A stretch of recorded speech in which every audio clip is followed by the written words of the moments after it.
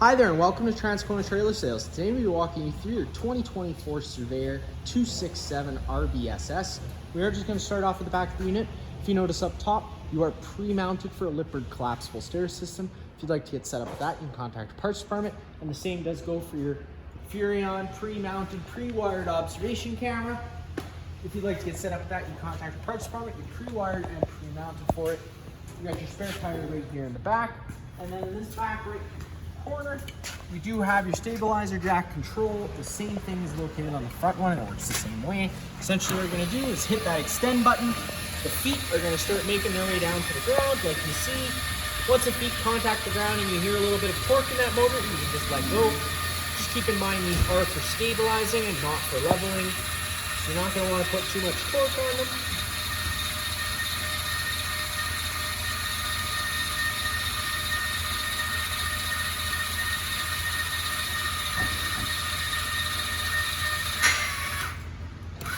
So there you go, you heard those motors wind up and you know that's fully good. To retract them is just full opposite, pushing that retract button. The feet are going to start making their way up. Sometimes they do come up at individual times, so if you notice that happening, don't panic. I'm not going to bore you with that though.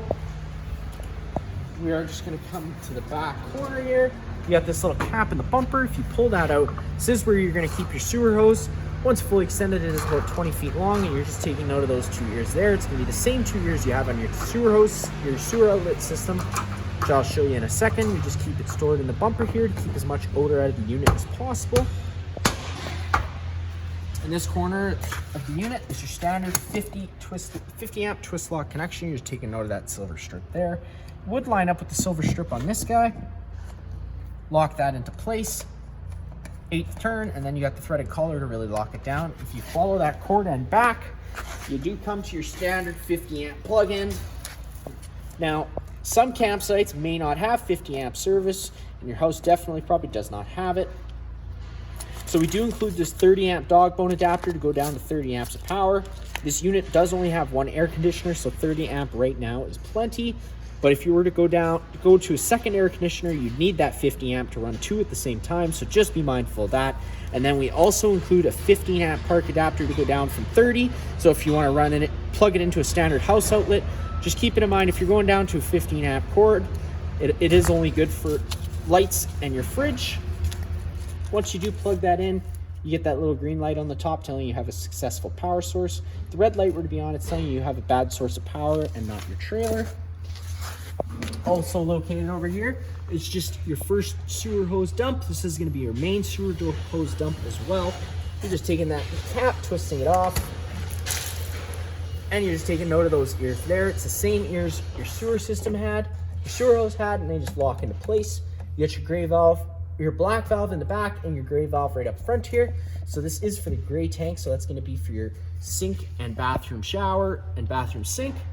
And then you have the black valve in the back, which is the one you're going to want to empty first because it's your dirtiest water filled from your toilets. Just keeps dumping the gray valve second, does keep that hose that little bit cleaner. If we walk a little more forward, you do have your second sewer dump, which is your galley tank. Now your galley is just from your strictly from your kitchen sink. Works the same way as that other one. You're going to want to empty that one last as well. You're going to notice right here, you got freshwater drain. Turn this valve, that would drain all the fresh water that's inside the tank. Up from there, you got your freshwater fill. So if you're at a site with service, you just turn this, put a garden hose in there, and turn it on. That's going to fill that fresh tank, and that's what your water pump draws off. Get into your on-demand water system. So this isn't like your standard traditional one. There is no actual tank. It's just fluid that flows through coils. As it's flowing through the coils, it's heated. Main thing I have to worry about right here is just this power switch. Turning that on does provide power to the switch inside. One thing to note for this specific water heater is it's not like your traditional one. You do winterize it, you run antifreeze through it. There should be no bypass valves at the back of it, but if they are, don't touch them. What you want to do when it comes time to winterization is just run the antifreeze through it with it off, of course. Once you're completely done winterizing, crack this pressure relief valve so that once that Antifreeze does gel up once it gets extremely cold, like it does in Manitoba. It just allows it for a place to go instead of building up inside the lines and cracking them, because they are just thin copper coils. Inside here, it's that 15 amp park adapter I told you about. And then just a water hose and your breakaway switch. Then located at the front of the trailer, you got this here. This is just your battery disconnect. With it in the on position like it is now, the batteries are connected to the unit. If you were to turn it to the off position, the batteries would become disconnected from the unit. You got your battery box, that's where your 27 RV battery is. And then underneath here is your 2 propane tanks. They are just like your standard barbecue style. And most of the time you can get everything you need done just from lifting up this cover and accessing it that way. Just for the purpose of the video though, I am gonna pull this right off.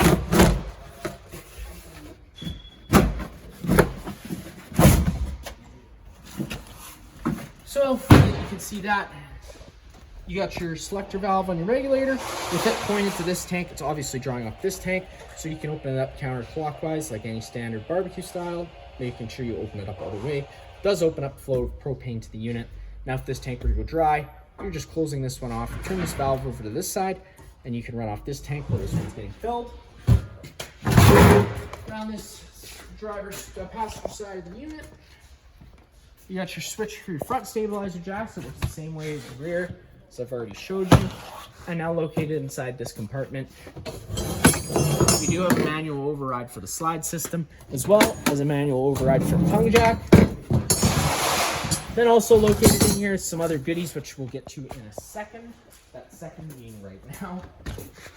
Opening up this here, you got your 120 volt mini fridge, so this does only work when you're hooked up to shore power, so just be mindful of that.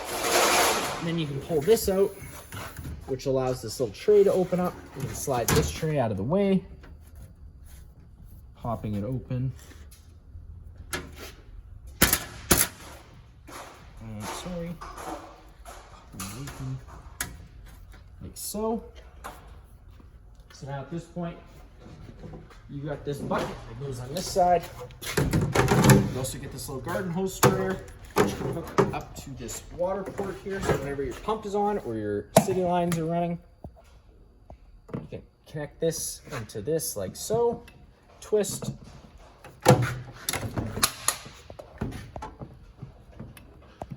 Twist locks it into place, and then you have cold water at your disposal. Little wash tray for that side of things.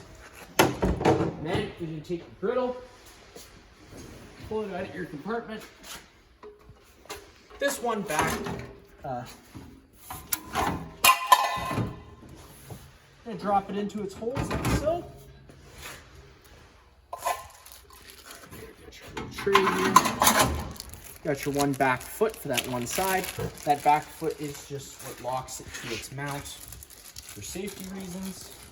So you're just going to take that back foot and just thread it on from underneath into its respective hole, tighten it up, and that does just secure it to this. Now you can take the propane line,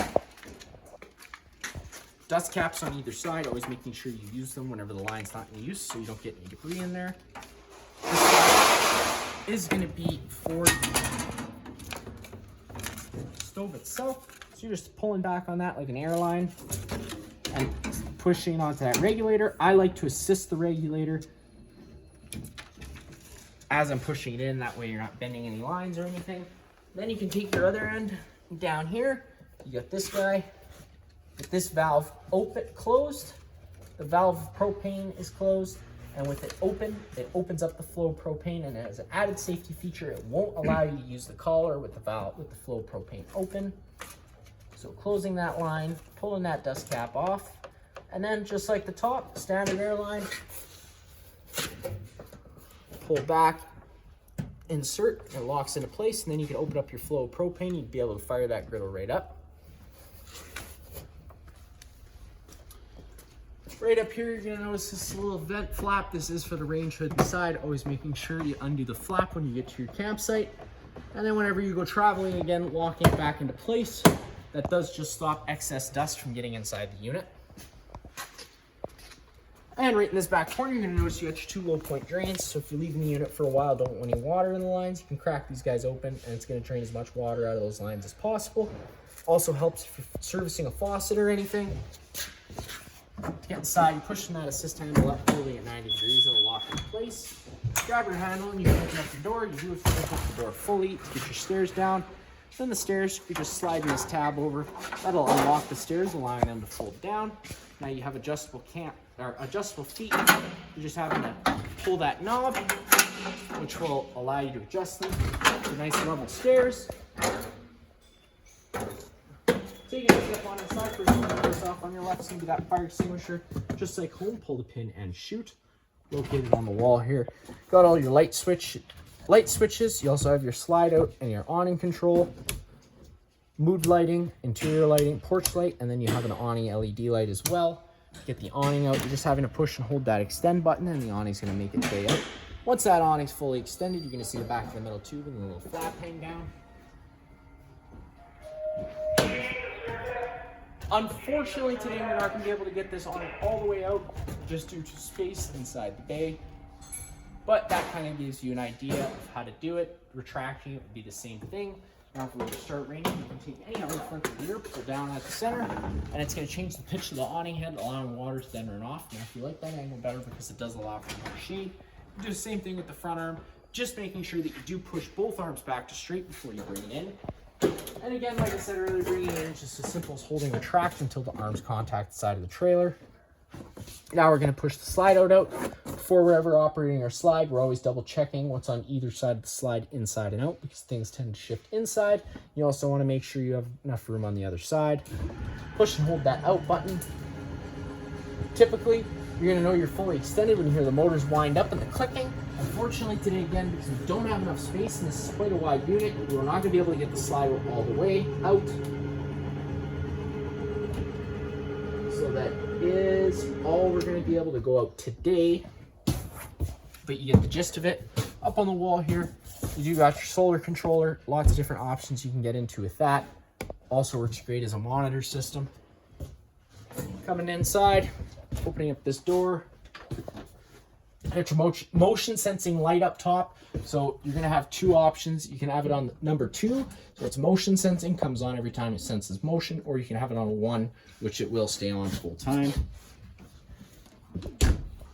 Into the bathroom area, light switch just on the wall.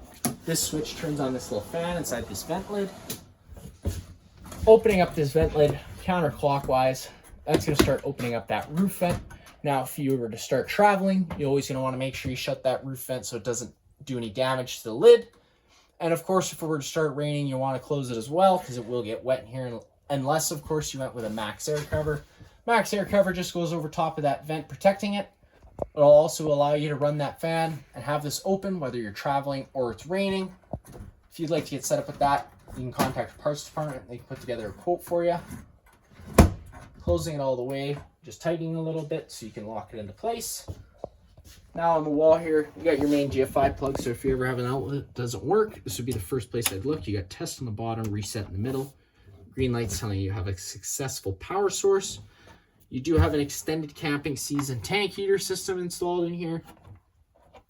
Now, it works really good up until about -5, and even at -5, you are running the risk of freezing things, so just be mindful of that. All it is just little pads stuck onto the bottom of the tanks, which heat up when you turn them on. Then you got your monitor panel system, so you got all your tanks. Gray 1 is your gray, gray 2 is the galley, which is hooked up to that kitchen sink. Then you got your black and your fresh, and of course your battery. Now you have that water heater switch, turning that on, supplies power to your thermostat. Once your thermostat turns on, you got the power button to turn it on. Up or down at any time changes your set output temperature. And then you got Celsius and Fahrenheit to switch in between. Power button to turn that off. Turn that off. Water pump switch that draws out of your fresh tank. Other than that, nice storage all around. Just being careful of any water lines or drains you see. Taking a step into the main living space. One thing I forgot to mention in the bathroom.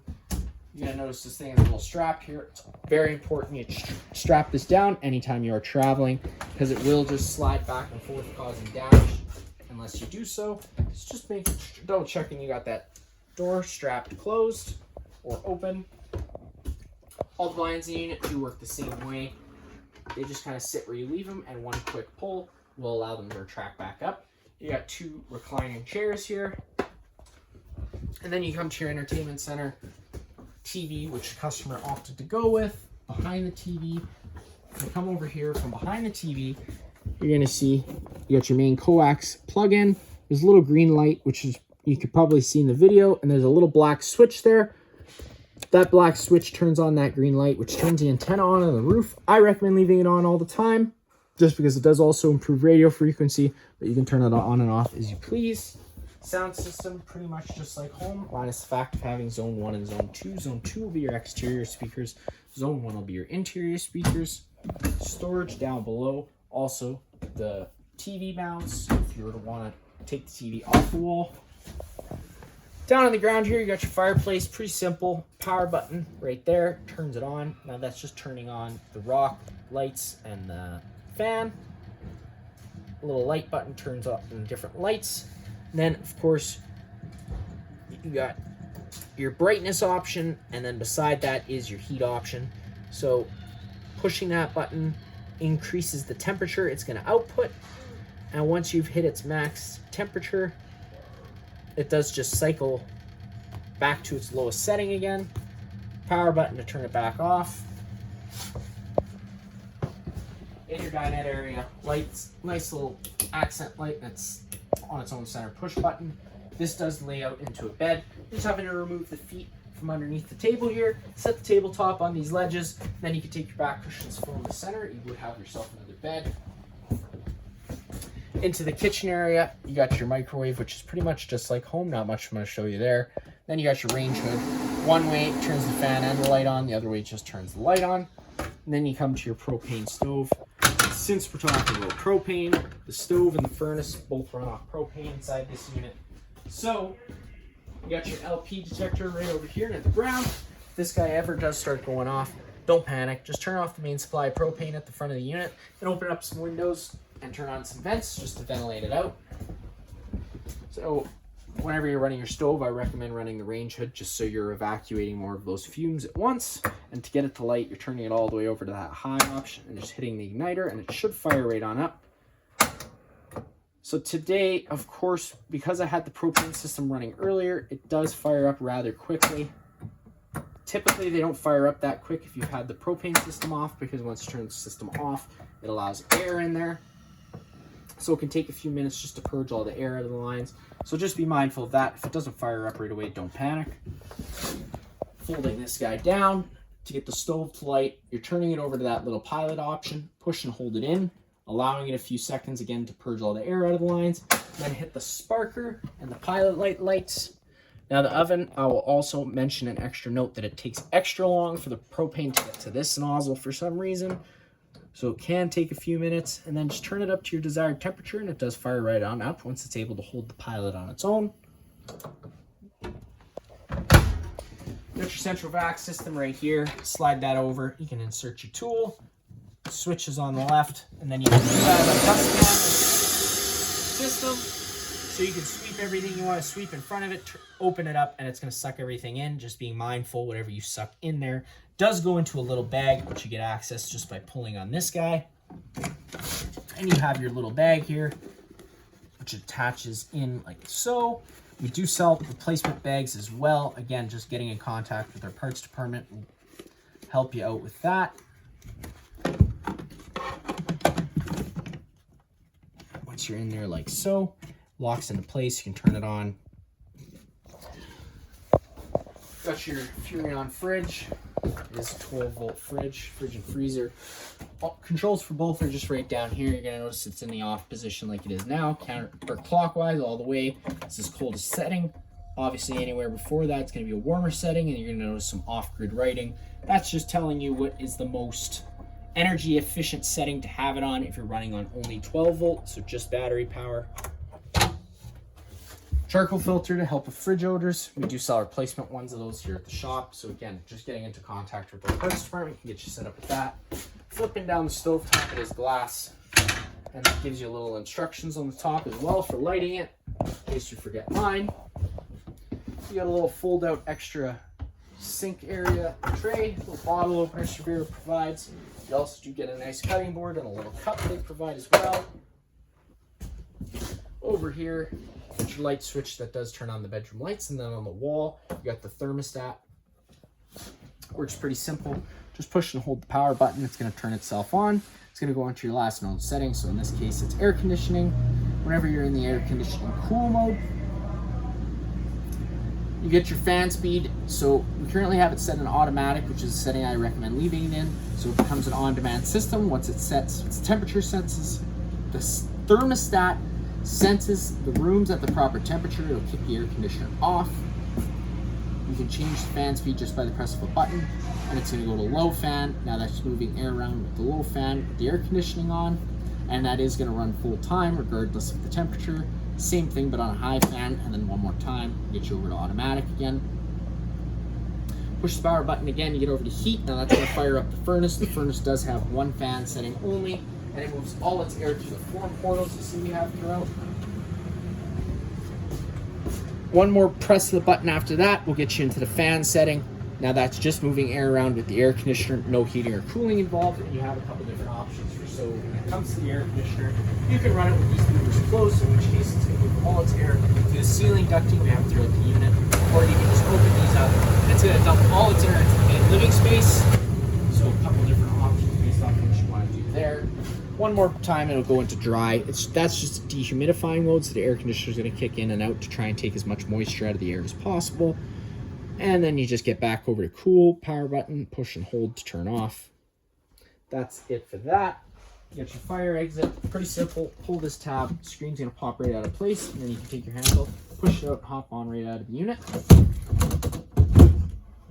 Then in your bedroom area, pretty standard. Storage all around, USB plugins on either side. You have some nice reading lights above head, which do go blue and regular. You got a blind in the front for this front window, and again, it just sits where you leave it, all the way up. You are prepped for a second AC unit as well. If you would like to do so, you are prepped for it. You would just be getting rid of this fan, and of course, getting another thermostat and air conditioner. Parts can help you out putting together a quote for that. And then one last thing, bedroom door, just another travel strap. Be mindful of it. And that's going to be it for this unit here. If you have any other questions, feel free to give us a call.